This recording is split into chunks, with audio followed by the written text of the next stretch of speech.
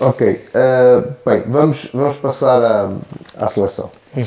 Pronto, então começas a integrar trabalhos de seleção muito cedo, não é? Como dizias há bocadinho. Primeiro num foco mais de Sevens. Como é que, fala-nos um bocadinho como é que começaste a trabalhar, entre aspas, para a Federação e como é que foi o percurso dentro da estrutura das seleções? Lá está, eu comecei muito cedo, comecei nos sub-16. Nós antes tínhamos as seleções regionais, a seleção Norte e a seleção Sul. Eu fui sempre integrando essas seleções e depois demos o salto no sub-17 para a seleção nacional. E pronto, e desde aí que as coisas se foram fazendo, depois seleção sub-18, seleção sub-19, tivemos o Campeonato da Europa, fomos campeões europeus, sub-19, fomos ao Campeonato do Mundo do Chile, sub-20, ou seja, todo este trabalho lá está, a estrutura acaba sempre por ser a mesma, só vais progredindo de idade, não é? Vais saltando de um patamar para o outro, mas a estrutura essencial é sempre a mesma. E fomos subindo até séniores. Chegando a sénior, fui convocado pela primeira vez para os Sevens. Acabo por ter aquele choque que estávamos a ter, que eu te falei ao bocado do direito, com a malta assim, que eu via na televisão, claro. e chegar ali e treinar com aqueles craques todos. E pronto, depois desde aí foi um processo super natural. Não foi simples, não é? Porque nunca é. Mas super natural e que me motivou até agora. Até aos dias de hoje. Pronto. Vamos falar um bocado então desta ia chamar onda, espero que não seja onda, porque as ondas passam, da seleção. Também um bocadinho aquilo que é o trabalho dos lusitanos, é uma das coisas que temos vindo a falar mesmo na nossa página e nos vídeos que fazemos sobre o rugby. A criação, ou pelo menos o ressuscitar, porque já existiu antes dos lusitanos, em que medida, até porque é uma lógica diferente da seleção, porque são só jogadores portugueses que atuam em Portugal. Exatamente. Exato. Em que medida não, mentira, desculpa interromper. São qualquer jogador que jogue no campeonato português. Pode ser inglês, pode ser francês, pode ser... Estúpido. Então, mano, é a vida, não é? Desculpa. Em que medida é que isso acaba por impulsionar depois os trabalhos da seleção? Porque alguns jogadores,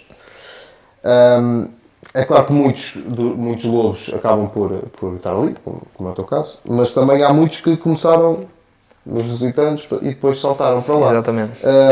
O que é que os lusitanos vos dão, a vocês, e à malta mais nova, que ainda não é internacional, o que é que os lusitanos vos dão que o Campeonato Nacional não vos consegue dar em termos de experiência? Aquilo que foi criado e que nos foi passada a mensagem desde o início foi que os lusitanos iam ser uma forma de nós jogarmos juntos mais vezes a um nível internacional. Exatamente com a mesma estrutura que é a seleção nacional, ou seja, o mesmo sistema de jogo, os mesmos códigos, tudo igual, em que nós, malta que joga cá em Portugal, consiga ter mais competitividade, porque a verdade é essa, é que jogamos contra profissionais. Toda a competição dos lusitanos, a Super Cup, são profissionais.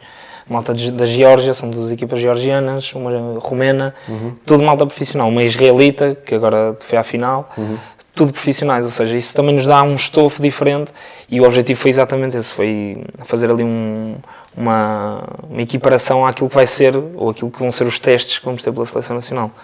E pronto, e tem sido a grande, acho que tem sido o fator chave para o sucesso da seleção. Ou seja, os lusitanos acabam por ser um bom trampolim e a mais do que um trampolim acaba por ser uma boa base de trabalho. Sem dúvida. Quase. Até para a malta que, por exemplo, aquela malta que não tem tantas oportunidades na seleção sénior, para se mostrar, claro. Como não tem a malta de fora, de França, etc., consegue-se mostrar ali, e houve muita malta nova que acabou até por vir ao Dubai e que fez a preparação toda do Campeonato da Europa só pelas exibições dos lusitanos.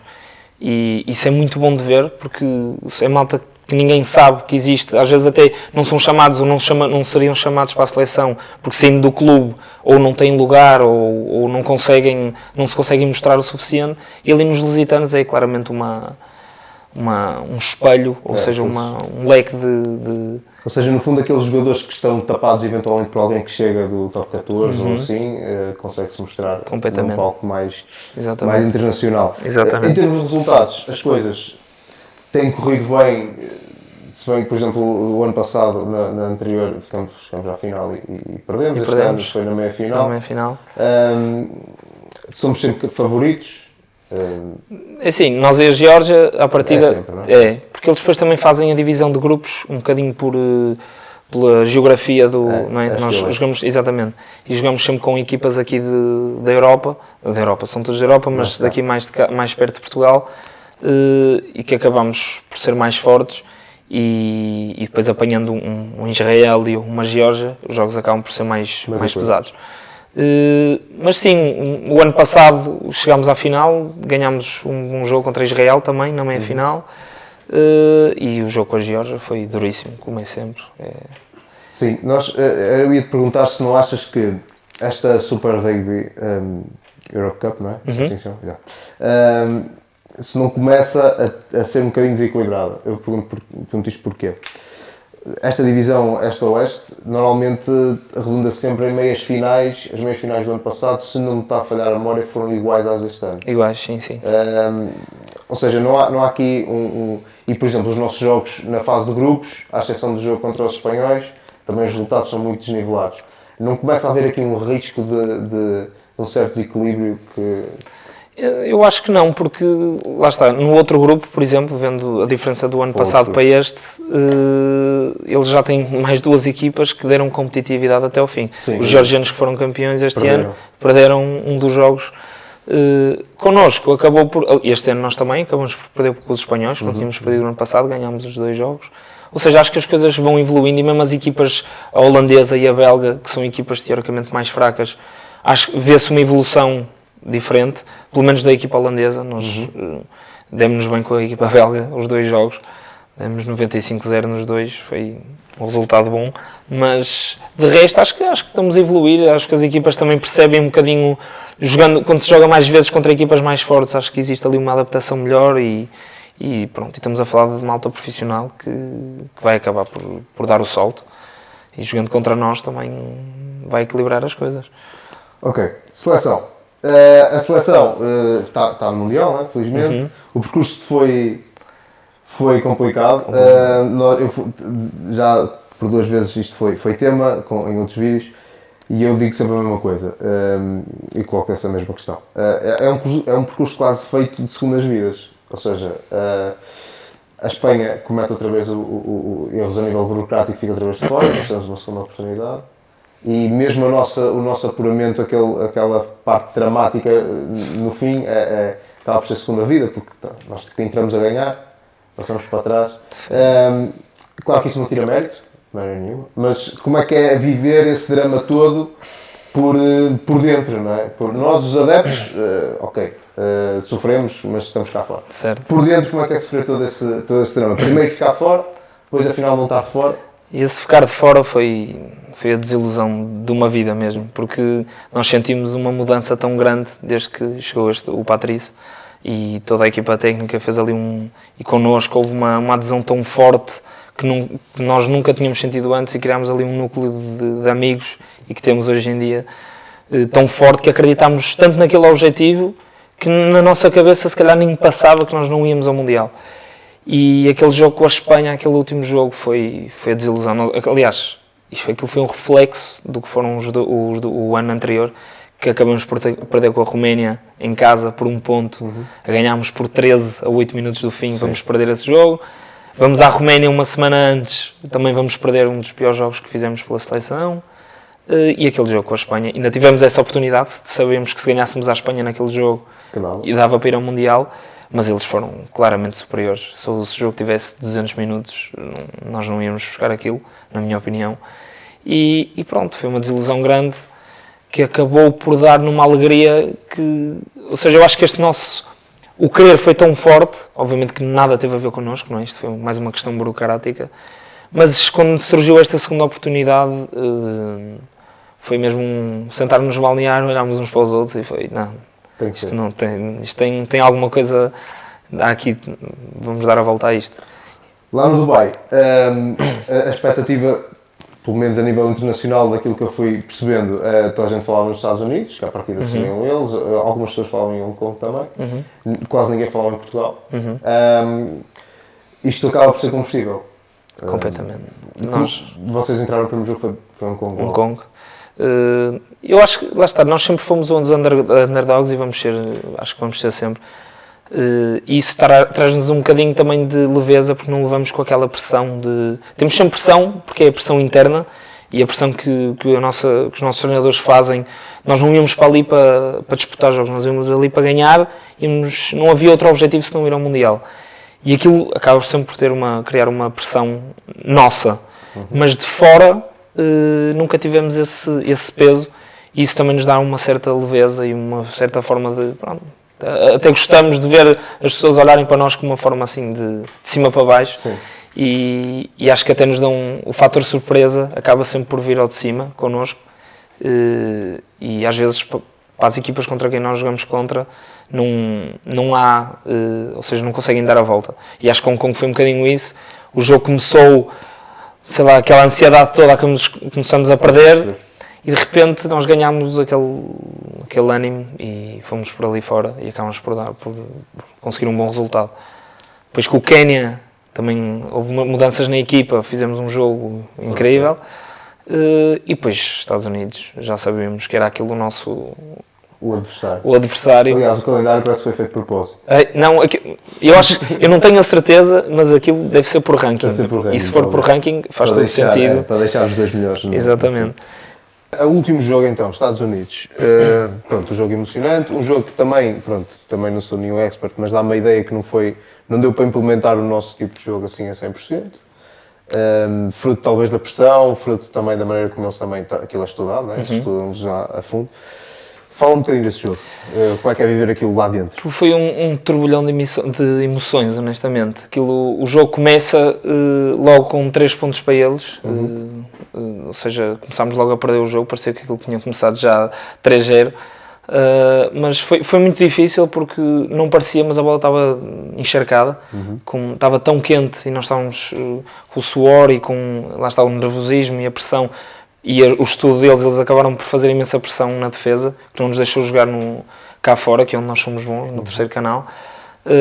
Mas isso, lá está, até o nosso ensaio acaba por ser um bocado a imagem de Portugal, jogar bolas rápidas e com qualidade. Mas lá está, depois foi um jogo muito tático, muito chuto, não deu para implementar tudo aquilo que nós queríamos, mas acho que o essencial foi a defesa. Estivemos bem defensivamente, cometemos poucos erros e acho que eles também não souberam aproveitar algumas oportunidades que tiveram, e aqueles 3 minutos finais foi uma autêntica... Nesses 3 minutos finais já tinhas saído? Já saí. Como é que é no banco olhar, ver a bola bater no poste? Eu vou-te ser honesto, eu não vi. Ok. Eu estava de lágrimas nos olhos, já não via nada. Estavas a pensar, estavas fora. Completamente. Nunca pensei que estava fora, mas nós saímos de uma melee a 5 metros para eles, dentro dos nossos 5 metros. Nós a perdemos por 3 e foi nesse segundo que eu saio, olhei para o cronómetro e pensei, meu Deus, não é possível. A faltarem 3 minutos eu pensar que vai tudo por água abaixo, não pode ser. De repente ganhamos a penalidade, começamos a construir, de repente ganhamos a vantagem e quando o árbitro dá a vantagem para nós, eu atirei-me para o chão, disse não quero ver mais. De repente o Jerónimo chuta e só vi em imagens, ele chuta, bate no poste e depois a penalidade do Samuel, então foi uma autêntica loucura. Nem consegui ir para dentro de campo nas imagens, eu nem apareci, que eu fiquei deitado, fiquei no banco completamente em lágrimas. Exato. Pronto, estamos lá. Pronto, uma pool, fosse qual fosse a pool, era complicado, olhando para o ranking dá para perceber, mas é uma pool que não é assim fácil. No entanto, portanto, Austrália, Fiji, Gales, Geórgia. Exato. Olhando para aqui, é possível, claro que a mentalidade tem que ser, todos os jogos são para dar o máximo e eventualmente ganhar, mas olhando para aqui é expectável, ou não é expectável, estava a falar agora as palavras, mas basicamente podemos acreditar na primeira vitória de Portugal no Mundial? Eu acho que sim, assim, tendo em conta que a Geórgia, não desprezando a Geórgia, mas comparando com os outros, até porque jogamos muitas vezes contra eles, acho que é assim o primeiro adversário em que nós podemos encarar frente a frente, olhos nos olhos, e acho muito possível e estamos confiantes. Assim, ainda falta muito trabalho pela frente, mas daquilo que temos vindo a fazer, acho que vamos buscar essa vitória, ou pelo menos tentar, E acho que há mais um ou outro jogo Sim. que podemos surpreender. Tendo em conta aquilo que foram os jogos internacionais, os test matches no passado, podemos eventualmente acreditar. Exatamente. Agora, por exemplo, a Itália, contra quem nós jogamos este julho, ganha a Austrália. Obviamente, nós perdemos o jogo, não é? A Geórgia ganhou a Gales. Geórgia ganha a Gales. Ou seja, obviamente que estas comparações nunca são... Não é a mesma coisa. Mas, ainda por cima, falando no Campeonato do Mundo, as equipas galvanizam-se muito mais e encaram os jogos, qualquer jogo que seja, de outra maneira. Mas acho que nós estamos confiantes e acho que vai ser uma boa surpresa para todos. Olha, achas, para fechar um bocadinho a conversa da seleção, achas que estamos num momento de viragem a nível internacional no rugby? Isto porquê? Em 2007, e lá está, falavas no início, foste uma das pessoas que entrou para o rugby fruto daquela onda, lá está a onda, de 2007. Achas que mas depois não conseguimos capitalizar, ou seja, tivemos mais de 10 anos sem ir a um Mundial. Achas que desta vez pode ser diferente? Tenho a certeza que vai ser, porque lá está, nós em 2007 não tínhamos a experiência, mesmo acho que a direção e a malta que geria o rugby em si não tinha experiência acho que veio uma onda de coisas novas, boas, que nós soubemos absorver, soubemos, ou seja, adaptámos às coisas, mas não soubemos dar continuidade. E acho que agora temos um bocadinho mais de experiência em tudo o que seja, por exemplo, em números de jogadores, que eu tenho certeza que vai aparecer, de certeza, saber mantê-los no rugby, ou seja, todo este sistema que se está a criar à volta da seleção nacional, e eu acho que esta tem que ser a nossa base. E se daqui conseguirmos continuar a construir e a fazer boas coisas, aliás, nós podemos nos qualificar, o objetivo também acho que será esse, nos qualificarmos deste Mundial para o próximo. Também já ouvimos dizer que vão aumentar as equipas, ou seja, qualquer equipa do pool que fique em quarto lugar fica automaticamente qualificado para o Mundial seguinte. Pode ser uma coisa boa para nós, será esse o objetivo, mas mesmo que isso não aconteça, vai ser um processo sempre chato, mas nunca vai ser retirado esta onda, como estavas a dizer, do Mundial de 2023, porque se soubermos aproveitar este enxame de coisas e de coisas boas, acho que vamos ter mais do que frutos para... E também os clubes, e falámos há bocadinho dos clubes de Lisboa, eles cresceram em termos de infraestruturas e isso acaba por ser também uma boa... Mas acho que isso tem a ver com eles próprios, tem a ver com... Sim, mas digo eu, em termos de captação de talentos, acaba por atrair e isso também é sem dessa dúvida, base. Sem dúvida. Eu acho que vê-se o rugby em Lisboa acaba por ter mais impacto o facto de termos ido ao Mundial, não é? E isso vai trazer mais jogadores, não sei se hoje em dia eles já estão a sentir isso, mas vai se sentir com certeza mais cedo ou mais tarde, e é capitalizar isto tudo para um bom futuro. Ok. Olha, estamos a entrar na reta final. Vamos falar aqui de uma situação que ainda não falámos e que é quase impossível estar a falar com alguém sobre o rugby durante tanto tempo sem tocar no assunto das terceiras partes. Eu não sei, como és um homem muito do trabalho e do não sei o quê, mas certamente que as tiveste e as viveste, e queria que me falasse um bocadinho sobre isso. Sobre as terceiras partes do rugby? Sim. Também, para já, é a primeira conversa que temos com alguém dos géneros masculinos, já tivemos com a Catarina, ela falou um bocadinho sobre isso, mas para quem não está familiarizado, queria que explicasse o que é essa terceira parte. Não vai alguém amanhã estar a ver um jogo e acabar a segunda e eles ficarem à espera que comece alguma coisa. Sim, a terceira parte basicamente envolve um ajuntamento das duas equipas, ou seja, um respeito que existe quando acaba o jogo, numa de trocarmos algumas ideias, bebermos um copo, partilharmos algumas experiências, falarmos um bocadinho sobre o jogo e haver ali um momento de respeito pelas duas equipas em que dá para partilharmos este pouco tempo que existe. E pronto, basicamente é isso. A nível internacional, a tradição mantém-se, ou seja, isso acontece, por exemplo, vai jogar à Geórgia e no fim as equipas... O que acontece, até há sempre os estádios onde nós jogamos têm sempre um restaurante ou um bar ou mesmo logo a seguir ao jogo há sempre uma troca das camisolas, que nós ou vamos ao balneário deles e eles ou vêm ao nosso, e estamos ali um bocadinho, há algum tempo. Há jogadores sempre que se conhecem de clubes ou jogaram nas divisões, malta que joga em França, então têm imensos contactos com os jogadores de outras equipas, e há sempre essa conversa e isso é muito bom, é uma partilha muito boa, dá para conhecer pessoas novas, porque uma pessoa, aquilo que se partilha dentro do campo não é o que é, acaba por não se conhecer tanto, não é? E acho que é essencial. E nunca aconteceu um jogo ter sido tão quente que a terceira parte não aconteceu? É assim, eu nunca tive... por exemplo, este jogo dos Estados Unidos, não houve terceira parte. Não houve. Não. Eles também... nós falamos da nossa parte, mas também imagina... Se fosse ao contrário... Claro, não é? Tipo, eles veem a bola ir ao poste, foi Deus que os safou ali e depois de repente vem o árbitro a marcar a penalidade. Também não deve ter sido fácil. Não foi fácil, de certeza absoluta. E o pessoal dos americanos também não são. mas aí não houve por não houve terceira parte, até porque os nossos festejos também acabaram por agarrarmos uns aos outros e não houve. Até por, lá está. Eu também, se estivesse do lado deles, se calhar também não quereria. E também não se proporcionou nenhum momento em que nós, ou nenhum sítio, não havia ali nenhum bar ou alguma coisa em que nos pudéssemos juntar. É diferente. É diferente, exatamente.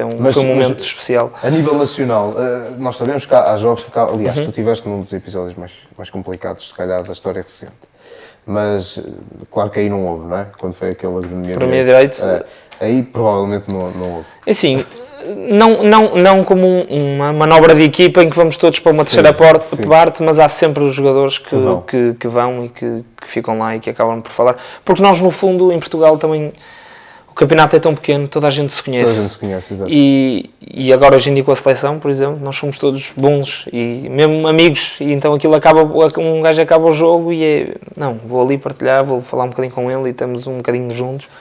E essa parte é super importante. Tu estiveste a última coisa, estiveste no futebol, ainda que na formação, e depois no rugby. É mais fácil no rugby partir para essa terceira parte e esquecer alguma coisa que tenha acontecido durante o jogo no campo do que noutra modalidade qualquer? Achas isso? Eu acho que sim. Eu tenho noção que sim, mas... Eu acho que sim. Assim, isto é um bocado clichê dizer, mas nós vivemos um bocadinho na base do respeito e dessa disciplina que existe. Eu acho que as pessoas que vêm de fora também, os meus amigos então, que não percebem nada de rugby, estão sempre a dizer como é que é possível, tu passas o tempo todo à batatada com os gajos e no fim ainda vais lá dar um aperto de mão. E não é que seja, não é para ficar bem visto, mas é mesmo, faz parte do jogo. E acho que quando o árbitro apita para o fim, não existe rancor nenhum. É assim, há momentos, e também conheço jogadores que fazem por maldade, aquilo que é feito também é por maldade, e aí também se nota e também se é julgado no fim, e se calhar não existe este respeito logo, mas também existe uma conversa e as coisas são resolvidas mais cedo ou mais tarde, e aliás, o jogador que faz às vezes, até muitas vezes, é ele que dá o primeiro passo. Olha, para fecharmos as terceiras partes e partirmos para a nossa parte final, dá-me a história mais engraçada que consigas lembrar de uma terceira parte. Isto é o mais complicado. Pois é, estava com medo desta pergunta. Pois é. O momento... Isto vai ter que ser cortado, porque eu não me lembro. Pensa um bocadinho, tens tempo, entretanto eu vou alinhavando aqui as minhas cenas. Tem tempo, dá, ou queres parar? Tem 12 minutos. Não, eu acho que ele consegue. Momento engraçado. A cena mais engraçada de uma terceira parte. Nós sabemos que a malta vai para os copos. Falaste que é um copo, nós sabemos que não é um. Não é um, são 40. Exato. Às vezes é só um. Enquanto ele pensa na dele, eu posso inventar. Inventar não, posso. Não, inventar, vou ter que inventar nomes porque também não me lembro deles. Mas joguei uma vez nas Caldas e estávamos foi o meu primeiro ano de rugby. E para mim tudo era muito surpreendente porque eu vinha de futebol e não havia nada disto. E o campo das Caldas tem um barzito lá em cima e nós, depois faltava um jogador do Caldas, alguns, não sabíamos dele. E foram dar com ele estava, não é um copo, nem dois, nem três, e ele estava no relevado. E estava a pôr pedaços de relva na boca e dizia: a minha vida é isto, a minha vida é o campo, é o rugby, eu vivo para isto e não sei o quê. Tenho essa. Também depois há outras, mas não tenho assim, também muitas, não joguei muito tempo. Eu lembro, assim, isto são histórias contadas, há umas que eu vivi, outras que não vivi, mas há histórias engraçadas de malta na terceira parte, com os copos e não sei o quê. Eles na agronomia têm assim um mar de umas árvores com catos e coisas assim, umas árvores assim cheias de picos. Daí houve um dos gajos que despiu a camisola, tirou tudo e saltou de cabeça para cima dos catos. já com os copos, pá, isso é... Lá está, essa parte do rugby... E nunca há registros. Nunca há registros. Nunca há registros disso. É Outros que engraçado. sobem aos postes, vão até lá em cima, agarram-se ao poste, sobem até lá em cima.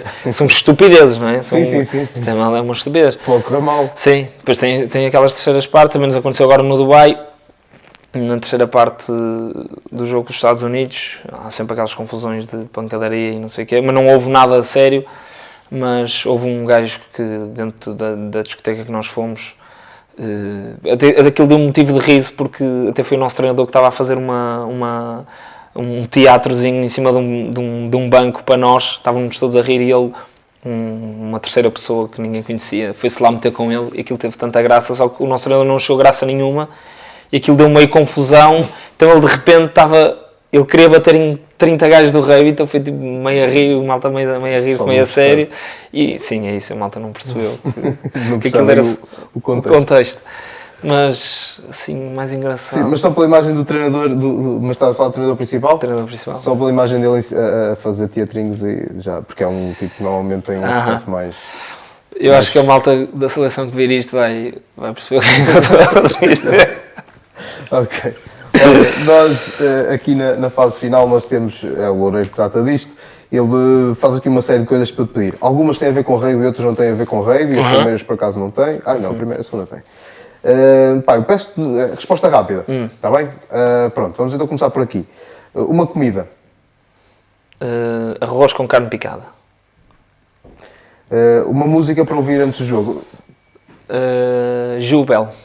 Vocês têm esta tradição de há música no balneário? Não. Nos Sevens, sim.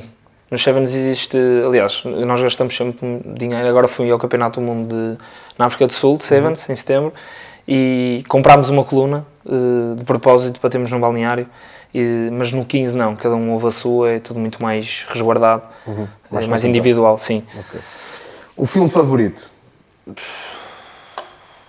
Cara, sou péssimo em filmes. Spartak. Série, Suits. Loureiro, tens aqui uma que não... Um jogador preferido. Só tens aqui um jogador. De rugby? Sim, um jogador de rugby. Um jogador preferido. Um jogador de rugby, Richie Moanga. Uma equipa internacional. Argentina.